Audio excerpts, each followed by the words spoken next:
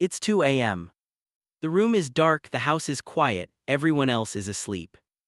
And your brain picks this exact moment to replay every embarrassing thing you've ever said, every mistake you've ever made, every conversation that went wrong, every decision you're not sure about. You didn't ask for this, you didn't invite it, but here it is, the same thoughts, the same scenarios, the same what-ifs running on a loop with no off switch. You're exhausted, but you can't stop thinking. And the worst part, the harder you try to stop, the louder it gets. This isn't anxiety, this isn't weakness, and this is not something wrong with you. This is one of the most sophisticated survival mechanisms the human brain has ever developed.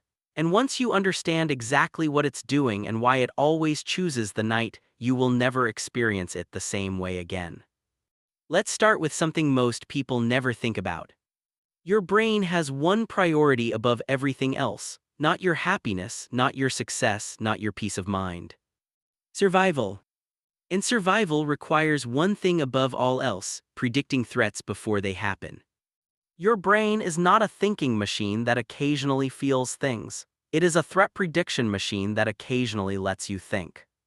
Every single moment of every single day, a part of your brain called the default mode network is running in the background, scanning your past for patterns, scanning your future for dangers, and filing away anything unresolved that could become a problem. Psychologists call these unresolved items open loops. An open loop is any situation your brain hasn't been able to file as safe or resolved.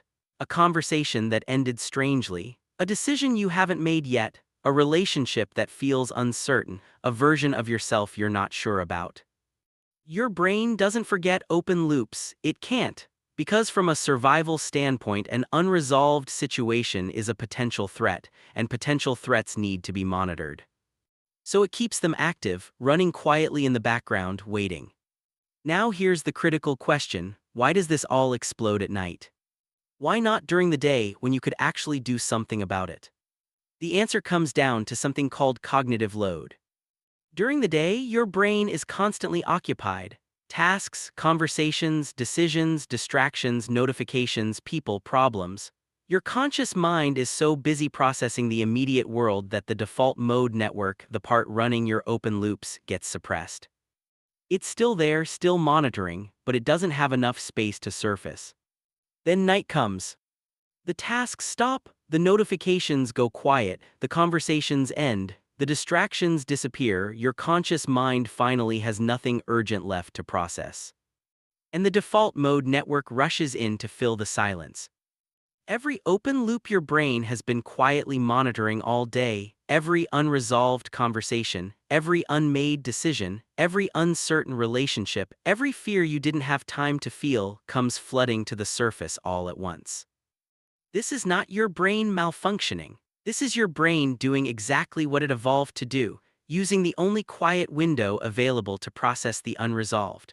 The problem is it evolved this way long before electric light, social media, and the modern world gave us 40 new open loops every single day. But here's where it gets darker. Your brain doesn't just surface these open loops at night, it interrogates them, and it does so with a very specific bias. In 1998, psychologists Roy Baumeister and colleagues published a landmark paper with a simple but devastating finding. Bad is stronger than good. Across every domain they studied, relationships, learning, emotions, feedback, negative experiences had significantly more psychological impact than positive ones of equal intensity. This is called negativity bias, and it didn't evolve by accident. For your ancestors, ignoring a threat was potentially fatal, ignoring a reward was just unfortunate, so the brain learned to weight negative information heavier, to remember it longer, to return to it more frequently.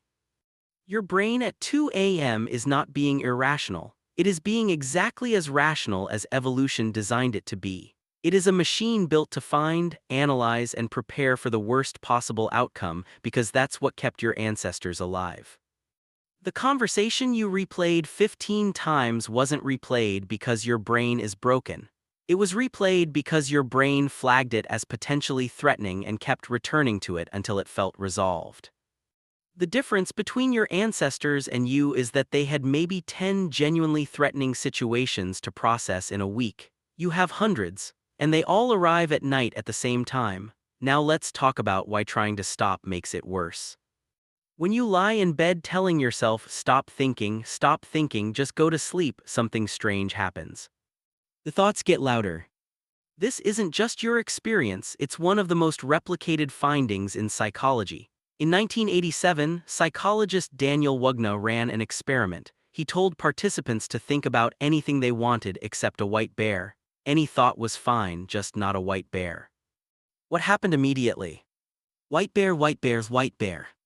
Wagner called this ironic process theory. When you actively try to suppress a thought, your brain has to monitor for that thought to make sure you're not thinking it, which means it's constantly thinking about it. The harder you try not to think about something, the more present it becomes. So every time you tell yourself at 2 a.m. to stop thinking about that conversation, your brain creates a monitoring process specifically for that conversation, and then surfaces it constantly to check if you're thinking about it. You are not losing control of your mind, you are using the wrong tool to try to control it. So what actually works? 3 things, and none of them involve trying harder to stop. The first is the open loop audit. Because your brain is keeping these loops active because they feel unresolved, the most powerful thing you can do is give your brain a signal that they have been registered. Before bed, write down every open loop in your head, not to solve them, just to capture them. A worry, a decision, a conversation you need to have, a task you haven't done. The act of writing it down sends a signal to your brain that the information has been offloaded and doesn't need to be kept active in memory. Psychologists call this the Zuganock effect, the brain's tendency to remember and fixate on incomplete tasks. Writing them down closes the loop enough for the brain to release it temporarily. This is not journaling, this is not therapy, this is system maintenance. You are telling your threat detection system, I have recorded this, you can stand down. The second is scheduled worry time. This sounds counterintuitive. But research from Penn State University found that deliberately scheduling a specific time during the day to worry, a 15-minute window where you actively think through your concerns, significantly reduces nighttime intrusive thoughts. Why does this work? Because your brain's overnight processing is partly driven by the fact that you suppressed these thoughts all day. You were too busy, too distracted, too productive to feel them, so they wait. When you give them a scheduled window during the day, your brain learns that these thoughts have a time and place. They don't need to ambush you at 2 a.m. because they know they'll get their window at 5 p.m. You're not eliminating the worry, you're giving it an appointment. The third is physiological diffusion. When your mind is spinning at night, your body is in a mild stress response. Cortisol is slightly elevated, your nervous system is slightly activated, and an activated nervous system makes thoughts feel more urgent and more real than they actually are. The fastest way to interrupt this is through the body, not the mind. A slow exhale that is longer than your inhale, 4 counts in, 6 counts out, activates the parasympathetic nervous system directly, not through thought, through physiology. When your nervous system downregulates, the urgency of the thoughts drops. They don't disappear, but they lose the biological fuel that was making them feel like emergencies. You're not thinking your way out of the spiral. You're breathing your way out of the physiological state that was making the spiral feel inescapable. There's something else worth understanding about the 2 a.m. mind. The thoughts that surface at night are not random, they are not noise, they are the truest signal your brain can send about what actually matters to you. The relationship you keep replaying, it matters to you. The decision you can't stop second-guessing, it matters to you. The version of yourself you keep measuring against, it matters to you. Your overthinking brain is not your enemy, it is a deeply invested system trying to protect something it values. The problem is it doesn't know how to help you, it only knows how to alert you. So the next time 2 a.m. comes and the thoughts start, instead of fighting them, try something different. Ask yourself, what is this thought trying to protect? Not what is wrong with me for thinking this, not how do I make this stop. What does this thought think it's protecting me from? The answer to that question will tell you more about yourself than any personality test ever could. You are not an overthinker. You are a person with a highly vigilant brain in a world that was never designed for it.